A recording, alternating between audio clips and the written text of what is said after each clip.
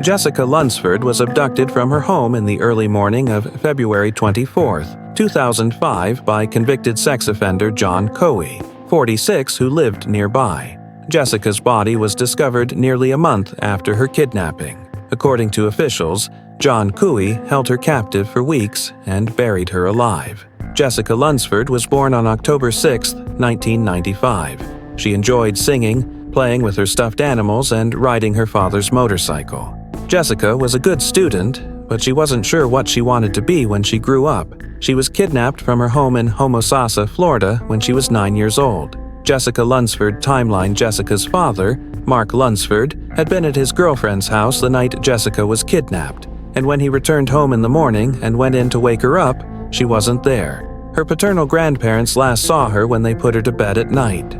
After nearly 3 weeks of searching for Jessica in the vicinity of her home, a 46-year-old man, John Evander Couey, was arrested in Savannah, Georgia, but not for abducting Jessica. He was arrested for an outstanding warrant for cannabis possession and released after questioning. Couey had lived in Homosassa for a long time, and he had a lengthy criminal record, including dozens of arrests for burglary and being a convicted child sex offender. Despite these records, he was free because he had only received short sentences and was never monitored after his release.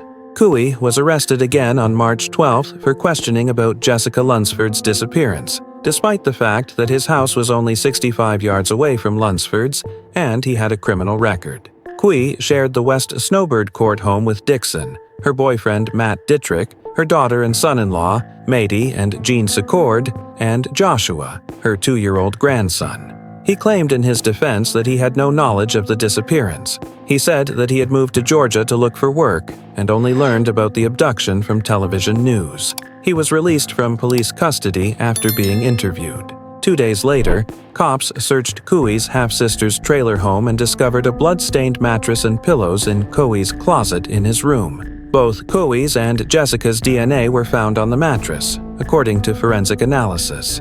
Couey was arrested and charged with Jessica Lunsford's murder on March 17th, and he was transported to Florida. The discovery of Jessica Lunsford's body. Jessica Lunsford's body was discovered at a home on West Snowbird Court in Homosassa, buried in a plastic bag in a hole about 212 feet deep and 2 feet circular, covered with leaves. Her body was recovered from the dump and taken to the coroner's office, where it was discovered that she had died of moderate to severe decomposition. According to the autopsy reports, Jessica poked 2 fingers through the bag before suffocating to death, and the fingers had skeletonized. Jessica died within 2 to 3 minutes due to a lack of oxygen, it was determined. There, in the dark, alone with the dolphin, she suffocated, said Assistant State Attorney Rick Ridgway during Couey's trial. Dixon, Couey's half-sister, stated that after his arrest, she gave him money for a bus ticket, and he later phoned her to inform her that he had moved to Savannah, Georgia. Furthermore, Dixon, along with 3 other people living in the house, did not notice anything unusual, including in Couey's room, which had not been used since the last time he was there. John Couey's confession. Couey confessed to kidnapping, raping, and murdering Lunsford in an audio-recorded and videotaped confession on March 18, 2005. Couey stated in his confession that when he first saw Jessica playing in her yard, he thought she was only 6 years old, and that on the night of the abduction, he only intended to burglarize the Lunsford's house, but when he saw Jessica, he acted on impulse and took her with him. He stated that he entered the house at 3 a.m. through an unlocked door, and Jessica was awakened by the sound, to which he replied, "Don't yell or nothing," and instructed her to follow him out of the house. He then took her to a trailer along the way, which was about 100 yards away from her home at the time of her abduction. Couey admitted to raping Lunsford in his trailer and keeping her in his bed that evening, as well as doing the same the next morning. He then locked her in the closet and told her to stay there while he went to work at Billy's truck lot. Next day, he tricked her into getting 2 garbage bags by saying he was going to take her home, but instead buried her alive after deciding he couldn't do anything else with the girl. Trial of John Couey. On June 30, 2006, a judge ruled that Couey's confession was inadmissible in court because police had not granted Couey's request for a lawyer when it was recorded. rendering the confession invalid and untrustworthy. Despite Couey's protests, the trial court ruled that all evidence gathered after the confession, including the recovery of Lunsford's body, would be admitted, as would incriminating statements allegedly made by Couey to investigators and a jail guard.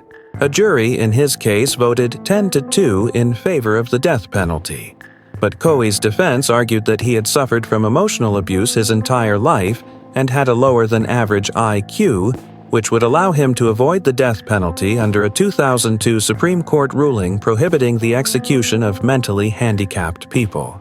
On August 24, 2007, a judge convicted Couey of kidnapping, sexual battery, and first-degree murder in the death of Lunsford and sentenced him to death. However, before the sentences could be carried out, on August 30, 2009, John Evander Cooney died in prison of cancer.